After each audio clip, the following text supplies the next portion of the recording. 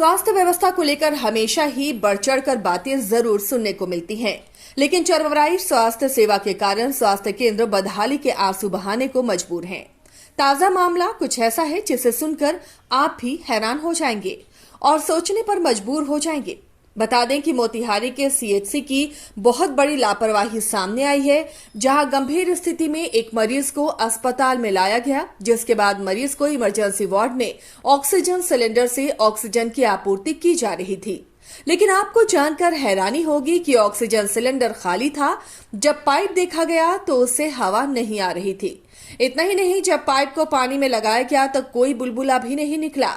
खाली सिलेंडर के माध्यम से सिर्फ संतुष्टि के लिए ऑक्सीजन चढ़ाया जा रहा था।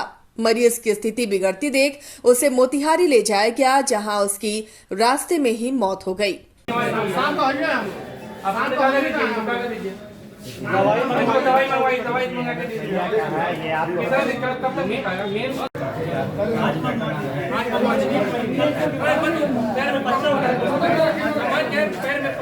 आज की जांच हमें एसडीएम साहब द्वारा भेजा गया था। इसमें हमने पाया कि उस दिन घटना के दिन यहाँ पर डॉक्टर उपलब्ध थे, जिनकी ड्यूटी थी वो यहाँ थे। उनके द्वारा जितना भी यहाँ अवेलेबल रिसोर्स है उसमें बेस्ट काम किया गया। हाँ, कुछ कमियां हैं जिसको हम रिपोर्ट में उजागर करेंगे और उम्मीद करते हैं कि आगे बेहतर हो। सर, अभी आप जांच करने यहाँ पहुँचे हैं तो लोगों यहाँ का जो स्थानीय लोग हैं वो लगातार हॉस्पिटल के प्रति अपना दुख व्यक्त कर रहे हैं, तो इस संबंध में सर आपका क्या कहना है? सर देखिए, हॉस्पिटल में जब हमने यहाँ जो देखा है, जाहिर तौर पर कुछ कमियां हैं, जैसे एमबीबीएस डॉक्टर यहाँ नहीं है, नर्सिंग स्टाफ फीमेल में यहाँ नहीं है, कुछ कमियां हैं। लेकिन ये ऊपर से है, हमने यहाँ रिपोर्ट कर देंगे यहाँ से, लेकिन देखिए आगे क्या होता है, आगे बेहतर। सर, लोगों का कहना है कि उस समय सर मात्र एक कर्मी ही यहाँ मौजूद थे, जो आपके सामने लोगों ने अपना बयान में दर्ज कराया। तो उस संबंध में सर आपने क्या पाया? यहाँ पर आया तो जाँच में क्या पाया सर? यहाँ पर एक वो डॉक्टर उपलब्ध थे, उसके अलावा यहाँ 3 सीएचओ थे, जो भीड़ में दिखे नहीं होंगे। जाहिर सी बात है, अर्ली मॉर्निंग की बात है। तो सर उसकी वैसे स्टाफ की पहचान कैसे की जाएगी कि कौन डॉक्टर है, कौन भीड़ के सीएचओ? स्टाफ को एप्रॉन और स्टेथोस्कोप में होना चाहिए, वो उन लोगों ने उस टाइम पर नहीं पहना था, ये उनकी कमी है। लेकिन एक बार ये भी है कि तो अर्ली मॉर्निंग की बात है, सब लोग फ्रेश वगैरह हो रहे होते हैं, हर टाइम आदमी ड्रेस में नहीं हो सकता। सर, हॉस्पिटल में सर इमरजेंसी के लिए व्यवस्था की जाती है कि इमरजेंसी में आता है, टेकअप करने के लिए इमरजेंसी की व्यवस्था होती है, तो इस हिसाब से इस व्यवस्था से क्या आपको लगता है सर इमरजेंसी टेकअप हो पाएगा?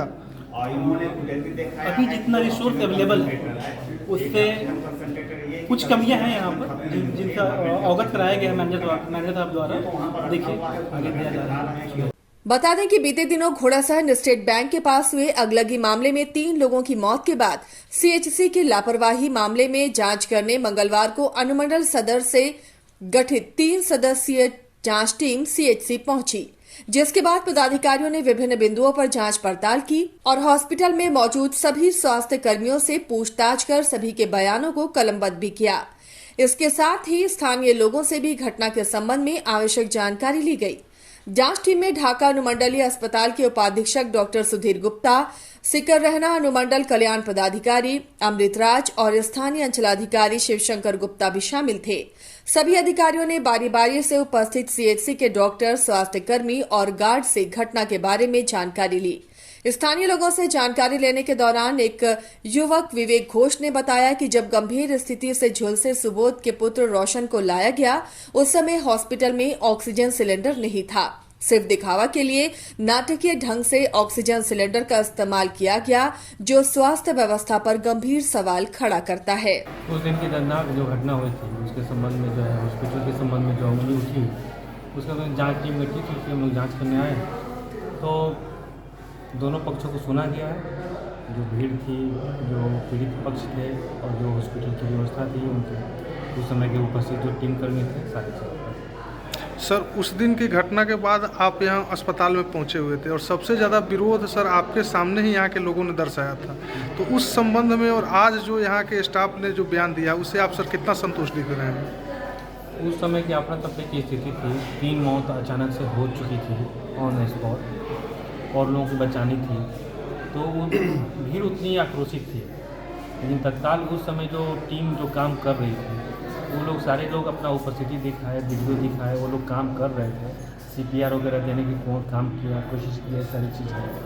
तो जो टेक्निकल चीज़ था वो लोग समझ नहीं पाए हों कि ये डॉक्टर कर रहे हैं नहीं कर रहे हैं। वो लोग बोल रहे थे कि बूढ़ा व्यक्ति एक व्यक्ति था वो कर रहा था। तो बूढ़ा व्यक्ति वो डॉक्टर ही थे जो 55 साल की उम्र में, और उनके नर्सिंग स्टाफ वो सारी चीज़ कर रहे थे। समझने न समझने की बात है। इमरजेंसी में कोई ऑपरेशन या स्टेटो लगा के चले कोई ज़रूरत नहीं है। तत्काल उसको जान बचाना ज़्यादा प्राथमिकता हो जाती है मृत्यु की। तो वो लोग अपने आप काम कर रहे थे। कई कमियां भी जो है उसके हिसाब से हम लोग रिपोर्ट करेंगे सारी चीज़ें। सर जो बार बार यहाँ के लोग बता रहे हैं सर कि एक ही डॉक्टर जो हमेशा इनकी रात नाइट में ड्यूटी लगी रहती है, तो यह सर का कहाँ से किस नियम के तहत है? इस तरह का हम लोग रोस्टर देखें, ऐसी कोई बात नहीं है। रोस्टर बाई रोस्टर ड्यूटी लगती है, और वो एक ही डॉक्टर बार बार करेगा तो डॉक्टर भी नहीं चाहेगा कि बार बार ड्यूटी हो, ऐसी बात नहीं है। वो रोस्टर बाई रोस्टर ड्यूटी है, उसके लिए रोस्टर। तो सर क्या आपको लगता है कि उस दिन घटना वाले दिन पे सर यहाँ पर मौजूद पर्याप्त मात्रा में यहाँ पे कर्मी मौजूद थे हॉस्पिटल में? इस संबंध में तो देखिए, अचानक से जो घटना हो जाए, घटना की व्यापकता ज़्यादा थी। उस समय के टीम जो थे, उस समय जो डॉक्टर और मेडिकल स्टाफ थे, उन्होंने अपना काम किया। बाकी सब हम लोग रिपोर्ट करेंगे। इतना ही नहीं, जब 3 सदस्यीय जांच टीम ने अस्पताल में मौजूद परिजनों से बातचीत की तो उन्होंने बताया कि अस्पताल में डॉक्टर के नाम पर सिर्फ एक आदमी की मौजूदगी पाई जाती है, जिसे पहचान पाना भी मुश्किल होता है, चूंकि वो भी ड्रेस में नहीं होता। ऐसे में इमरजेंसी में जब किसी मरीज को अस्पताल में लाया जाता है तो डॉक्टर को पहचानना मुश्किल होता है। और तो और अस्पताल में महिला कर्मियों की उपस्थिति ना के बराबर है। ऐसे में आप अंदाजा लगा सकते हैं कि महिला परिजनों को कितनी परेशानियों का सामना करना पड़ता होगा।